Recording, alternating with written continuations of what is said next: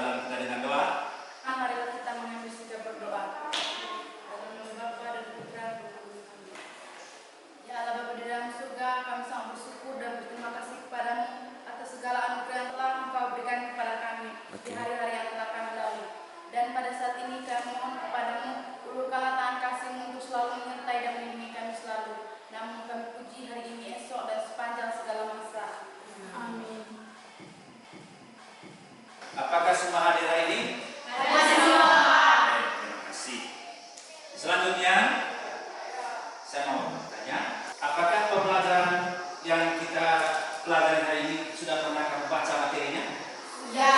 Apa yang Anda pahami dari materi ini? Kita sebagai murid Kristus harus menjadi saksi Kristus di tengah umat atau masyarakat. Oke, terima kasih. Tepuk tangan. Baik, yang kita pelajari hari ini yaitu gereja yang menjadi saksi Kristus atau martiria. Kompetensi dasar memahami tugas pokok gereja sesuai dengan kedudukan dan peranannya sebagai murid Yesus Kristus. Tujuan pembelajaran. Jadi ada sekian tujuan pembelajaran yang harus kita capai dari materi ini. Baik, saya minta adik-adik untuk mengamati dua gambar berikut ini.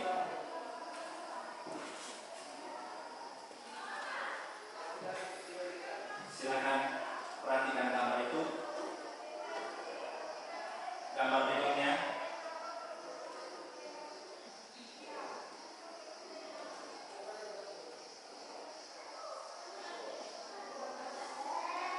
Oke, sudah? Sudah. Baik.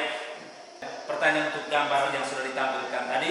Yang pertama, apa pesan gambar tersebut buat kita? Kita harus berani bersaksi tentang Kristus kapan dan di mana saja dan dalam keadaan apa saja dengan menunjukkan identitas sebagai murid Kristus. Ya, tekan. Berikut gambar 2. Apa pesan gambar yang barusan kamu lihat? Dengan kekuatan Roh Kudus yang kita terima dalam sakramen Krisma, kita mampu menjadi saksi Kristus di tengah dunia. Oke, terima kasih. Tekan.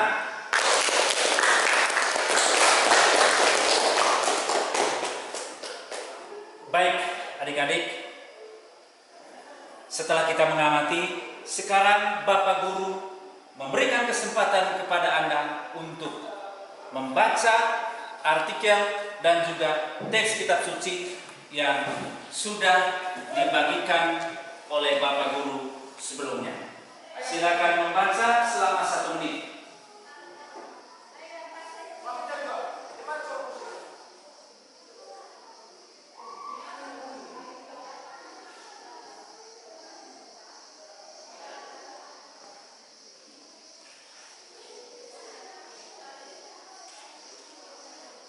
Oke, waktu untuk membaca sudah selesai. Sekarang Bapak Guru memberikan kesempatan kepada adik-adik semua untuk melakukan diskusi terkait dengan artikel dan teks kitab suci yang Anda sudah baca dengan melihat pertanyaan-pertanyaan yang ada pada lembaran kerja. Silakan, saya beri waktu selama 1 menit.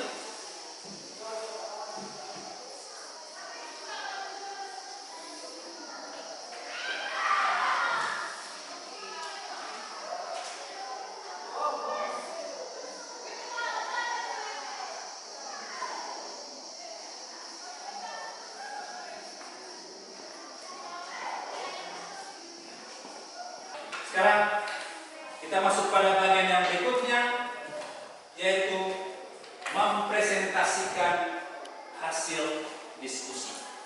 Saya mulai dari kelompok 1. Silakan. Apakah sebagai orang Katolik yang hidup di tengah masyarakat Indonesia yang majemuk ini, engkau dapat melaksanakan tugas kewartaan kepada sesamamu? Ya, sebagai orang Katolik harus tetap berani bersaksi tentang Kristus di tengah kemajemukan Indonesia. Ya, tepuk tangan.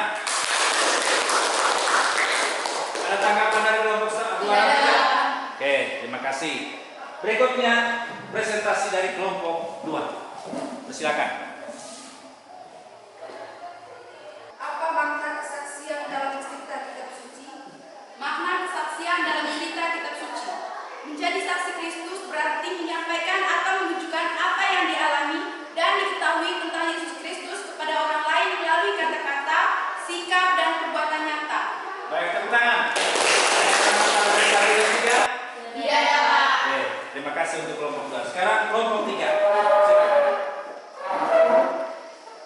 Apa kesan dan pesan dari cerita tersebut?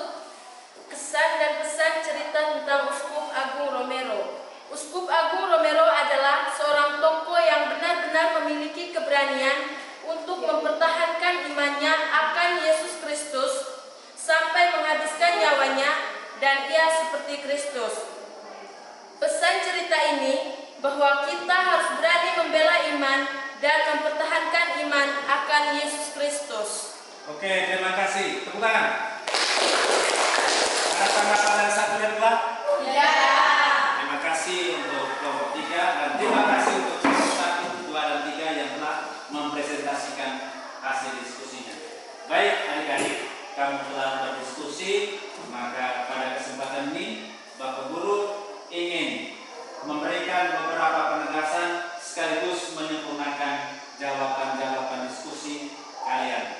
Dari tentang arti dan makna kesaksian. Ya, di situ kata saksi sering diartikan sebagai ya seperti yang kamu baca dan kamu lihat di situ. Nah, makna menjadi murid Kristus atau saksi Kristus. Ya. Menjadi saksi Kristus berarti menyampaikan atau menunjukkan apa yang dia alami dan diketahuinya tentang Yesus Kristus kepada orang lain. Nah, penyampaian penghayatan dan pengalaman akan Yesus itu dapat dalam bentuk kata-kata, sikap maupun perbuatan nyata. Umat Kristiani kita dipanggil untuk menjadi saksi Kristus di tengah-tengah dunia dengan perkataan dan perbuatan dimanapun mereka berada. Hal ini sesuai dengan pesan Kristus sebelum ia naik ke surga. Tetapi kamu akan menerima kuasa kalau Roh Kudus turun ke atas kamu, dan kamu akan menjadi saksiku di Yerusalem dan di seluruh Yudea dan Samaria dan sampai ke ujung bumi.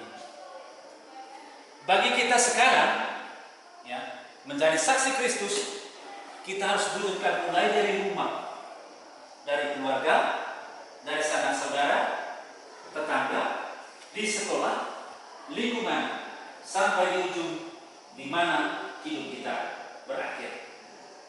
Menjadi saksi Kristus ternyata menuai banyak resiko. Yesus telah berkata, kamu akan dikucilkan, bahkan akan datang saatnya bahwa setiap orang yang menurut kamu menyangka bahwa dia berbuat bakti bagi Allah. Yesus sendiri telah menjadi martir. Ia telah menderita dan wafat di salib demi kerajaan Allah. Dalam sejarah kita juga tahu bahwa ada banyak orang telah bersedia menumpahkan darahnya, ya, demi imannya akan Kristus dan ajaran. Contohnya seperti Santo Stefanus yang kita baca dalam Kisah Para Rasul. Macam-macam martir. Martir itu ada dua, martir putih dan martir merah.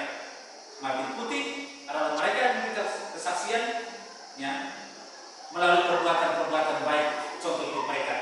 Lalu martir merah, mereka yang memberi kesaksian sampai menumpahkan darah. Baik, adik-adik, itulah ringkasan singkat materi tentang gereja yang menjadi saksi Kristus atau martiria. Adik-adik yang saya kasihi, sampailah kita pada bagian terakhir dari kegiatan belajar kita hari ini, yakni bagian penutup. Nah, dan saya tegaskan sekali lagi melalui gambar-gambar dan teks kitab suci serta artikel yang kita baca mau menunjukkan kepada kita bahwa kita harus menjadi saksi Kristus kapan dan di mana saja dan dalam keadaan apa saja di tengah dunia ini. Baik adik-adik, untuk mengetahui bahwa kamu sudah memahami dan menguasai materi ini, maka Bapak Guru akan memberikan beberapa soal untuk kami kerjakan seperti yang sudah dibuat atau dimuat dalam lembaran soal yang sudah dibagikan oleh Bapak Guru, dan kamu diminta untuk mengerjakannya di rumah. Minggu depan dikumpulkan. Lalu yang kedua, kamu harus membuat refleksi, baca kembali seluruh materi itu, dan refleksi kamu tentang menjadi saksi Kristus itu seperti apa. Dibuat dalam sebuah lembaran yang sebanyak 1 halaman. Baik adik-adik, apakah pembelajaran kita ini bermanfaat untuk kalian? Sangat bermanfaat. Apakah prosesnya berjalan dengan baik? Berjalan dengan baik. Apakah uraian-uraian materinya bisa dipahami? Bisa, Pak. Oke, terima kasih untuk perhatian kalian sehingga pembelajaran kita pada hari ini dapat berjalan dengan baik. Sebelum kita tutup, mari kita doa bersama untuk menutup pembelajaran kita. Silakan satu orang menutup doa. Bapak Guru dan teman-teman, marilah kita mengambil sikap untuk berdoa. Dalam nama Bapa dan Putra dan Roh Kudus. Amin. Tuhan, terima kasih atas hari ini sehingga pelajaran kami pada hari ini berjalan dengan baik sampai selesai. Namamu kami puji kini, esok, dan sepanjang segala masa. Amin. Dalam nama Bapa dan Putra dan Roh Kudus. Amin. Baik adik-adik, pembelajaran kita hari ini sudah selesai. Ya, harapannya bahwa materi pembelajaran ini kamu pelajari sampai di rumah dan menjadi kekuatan kamu untuk menjadi saksi Kristus di mana kamu berada. Terima kasih dan selamat pagi.